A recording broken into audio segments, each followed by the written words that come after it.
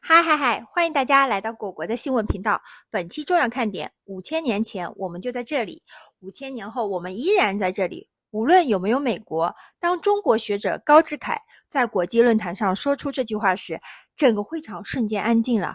这不是普通的外交辞令，而是一个古老文明对世界的宣告。你知道吗？当美国还在为37万亿美元的债务焦头烂额时，中国的造船能力已经是美国的100倍。当硅谷还在吹嘘 AI 霸权时，中国正在用实际行动证明 AI 不等于美国智能。更震撼的是，高志凯直接点名警告德国和日本，如果胆敢发展核武器，将被彻底消除。这种毫不掩饰的强硬表态，在国际外交场合极其罕见。这到底是文明的自信，还是大国的傲慢？当东方古国遇上西方霸权，一场关于世界秩序的终极对话正在上演。今天我们就来解读这段让美国主持人都破防的精彩发言，看看中国究竟在向世界传递什么样的信号。请看前方发来的报道。So, do you think China is ready to replace or to lead the global governance initiative in the current existing order, or this new order is going to replace the previous one? The international order established back in 1945 was meant to be multipolar. That's point number one. Number two is that in the subsequent decades, especially after the end of the Cold War, it thought it could dictate its terms to the rest of the world. And its slogan is to MAGA, make America great again, meaning they want to put the United States on top of all the other countries. You may or may not like what the United States is doing right now, but Victor Gao is absolutely correct in saying it is the United States which wants to change the international order we are living in. It is the United States which wants to change the nature of the international order established in 1945, which was meant to be multipolar in its nature. And China wants to defend the multipolarity and multilateralism, not in violation of the original purpose of the international order established in 1945, but to correct the mistakes in the world of today, to make sure that no country is allowed to dominate above all the other countries, especially to push around China, because China wants to go back to the original intent of the international order established in 1945. We just want to make sure no single country in the world will dare to change the fundamental nature of the international order we are living through. That is multipolarity, lateralism, that is rallying around the United Nations. Therefore, it is the United States which wants to change the international order. It's not China. China has no problem with the international order if it is really as what it was intended back in 1945. That is my first point. My second point is that if you really know China, if you really know China's 5,000 years of continuous civilization, you will know, with or without the United States, we have been here for 5,000 years minimum. And with or without the United States, the Chinese civilization will continue to exist and to thrive for another 5,000 years minimum. Whether any other country can survive in the 5,000 years to come, I do not know. But I can make sure, given the deepest roots of the Chinese culture and the Chinese civilization, we will be here 5,000 years from now, whether with the United States or without the United States. So I think we have probably the longest time horizon and the space horizon you can imagine. We just want to have peace with every country in the world. We want to have peace and cooperation with our brothers and sisters in Pakistan, not only for now, but hopefully for the coming 5,000 years. Keep in your mind, it is not China which wants to change this. It is one single country which wants to change this. And China will never allow that country to bully China. And China will never allow that country to claim it is the unipolarity in the world. We will never allow that unipolarity to replace the multipolarity established in 1945 after defeating Nazi Germany and fascist Japan. Allow me also to make another point. Because Nazi Germany and fascist Japan unconditionally surrendered in 1945, mankind should never allow Germany, never allow Japan to develop, deploy, possess, and use weapons of mass destruction, especially including nuclear weapons. We will never allow Germany or Japan to possess nuclear weapons, period. So if they want to play with fire, they will be annihilated because they violated their commitments when they unconditionally surrendered in 1945. So I hope you will also tell them, Germany on the one hand and Japan on the other hand, don't play with fire. Don't try to develop their nuclear weapons because they've committed never to rearm themselves, never to move their troops outside of their country for self-defense, and never indulge in the fantasy of launching another war of aggression against other countries. That is the world that China wants to defend. That is the world of polarity and multilateralism that China wants to defend fiercely and with its full capabilities and resources. You talk about the multipolarity. The very pertinent question right now is, will the power distribution in the world, be it unipolar or bipolar and multipolar? And of course, it depends on many factors.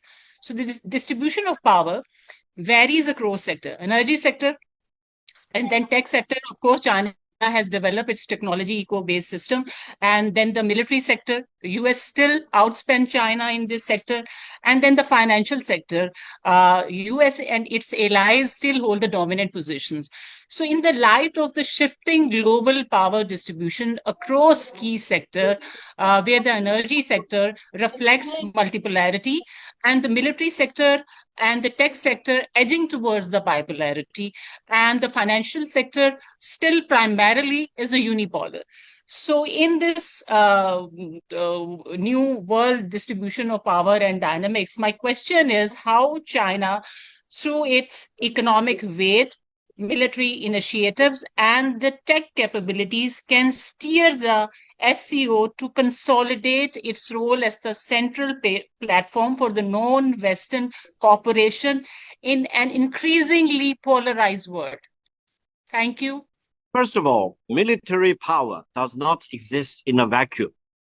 Military power coexists with many other things. As you mentioned, partially financial power, economic power, manufacturing capabilities, you name it. If you look at the United States, while it believes that many other people in the world believe it is still the most important military power in the world, but it is true that the US federal government is burdened with a crushing federal debt of more than 37 trillion US dollars. No country can support itself faced with such a crushing debt burden. That's number one. Number two is that the United States has hollowed itself out of manufacturing. They will tell you in terms of shipbuilding, the United States shipbuilding is only 1% that of China. In terms of automobile making, for example, iron and steel, many things, we have a long list of more than 300 major items. The United States is only a shadow that of China. In terms of artificial intelligence, the United States wants to dominate the world. They want to build OpenAI, which is completely a misnomer to fool mankind that they can achieve dominance of AI. Let me tell you, US dominance is a misnomer, and AI does not mean American intelligence. China is a leading nation in the development of AI, and China, given its huge manufacturing capacities over the United States and its very fast and advantageous way of commercializing anything you can come up with, for example, China will be at least leading this AI revolution in the coming years and coming decades, at least on a par with the United States. And most likely, don't be surprised if China emerges as the ultimate winner. Look at the robotization. Look at, for example, the drones of all kinds. Look at what China have demonstrated in the victory parade. So I hope no one in the world, being very objective and very philosophical, will come to the conclusion that there will be only one country will dominate, the military, for example, or the AI revolution. No, China is not to be sidelined or marginalized. In terms of manufacturing, China will lead the world as it is doing right now. In terms of productions of iron and steel and across the board for more than 300 major items, no one can catch up with China. I think from the Chinese perspective, we are very confident that China is a leading nation and is the most important force defending peace, defending free trade. We don't want to give any kind of recognition to the wrong trade war, the tariff war launched by the United States. We believe that the chips war they've launched against China has already failed. DeepSeek has demonstrated that AI is not American intelligence. Open sourced AI is the only right way going forward. And if OpenAI, which is a misnomer in itself, wants to develop AI in a closed sourced way, try to build up AI dominance of the United States above all the other countries, let me tell you, they will fail. 精彩视频看完了，这是中国学者高志凯在国际论坛上关于中美关系和国际秩序的重要演讲，体现了当前中国对全球治理的核心立场。高志凯明确指出，1945年建立的国际秩序本质是多极化的，批评美在冷战后试图建立单极霸权。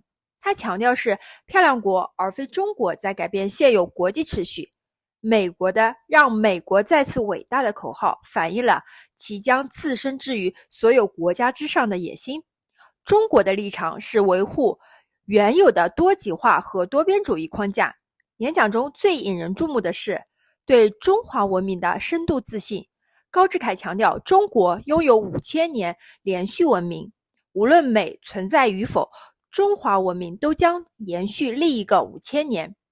这种表述超越了一般的政治话语，上升到文明层面的比较，体现了中国对自身历史底蕴和未来发展的强烈信心。在具体实力评估上，高志凯认为美优势正在衰落。他列举了美面临的问题：37万亿美元的联邦债务，制造业空心化，造船能力仅为中国的1%等。相比之下，中国在300多个主要制造业项目中领先世界，在人工智能、机器人、无人机等新兴领域也具备竞争优势。演讲还包含了明确的战略威慑信息，特别是对德国和日本发展核武器的严厉警告，强调这违反了1945年无条件投降时的承诺。这段演讲反映了新时代中国外交话语的显著特点，更加直接自信，不再回避争议话题。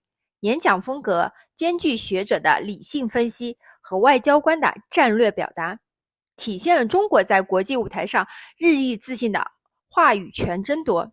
整体而言，这代表了中国对100年未有之大变局的深度思考和战略回应。谢谢大家观看，喜欢请点赞、评论加订阅，你的支持是我最大的动力。比心，明天见，拜拜。